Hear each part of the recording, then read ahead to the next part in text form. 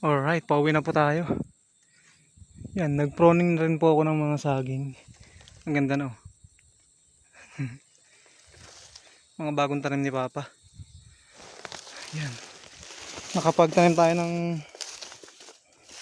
mga 8 punong saging yata. Dami rin oh. Tapos 4 na puno ng nyug. Ang ganda na ng mga nyug natin. Mga bagong tanim ni Papa to. Saging. Yan.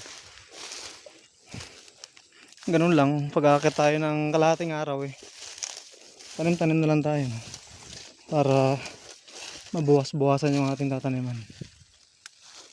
Dami pa kasing dito na taniman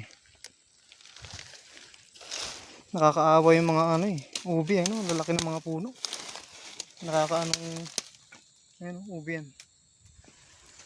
Nakakapanghinayang na isprehan. Pero isprehan natin yan.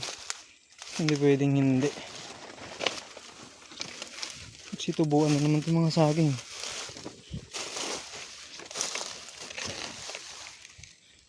Medyo paglaki niya isa na yan, nililipat ko lang din yan dyan para gumanda siya. Gumaganda na yung mga saging natin talaga nalaki na. Baba na tayo at 5:29 na ng hapon. Magabihin tayo sa daan.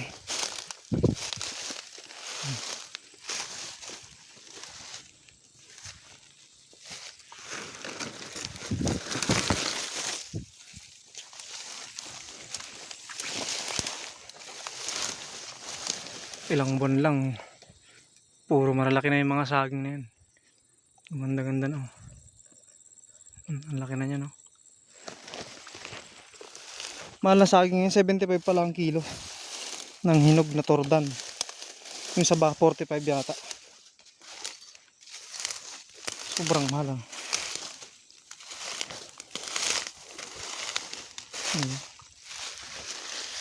hinog 30 isang piraso. Ano umulan mamaya para madiligan yung mga tinanim natin. Medyo madamo na rito. Pero madali lang naman katirin yan mamawar natin ulit. Basta matapos lang yung taas. Dilinisin ulit natin itong yugan. So yun lang po. Uwi na po muna ako at susunod na lang ulit. Like, share, and subscribe nga po pala sa mga hindi pa nakapag-subscribe sa ating channel. At like and follow naman po sa ating Facebook account. Lamang po. Maraming salamat.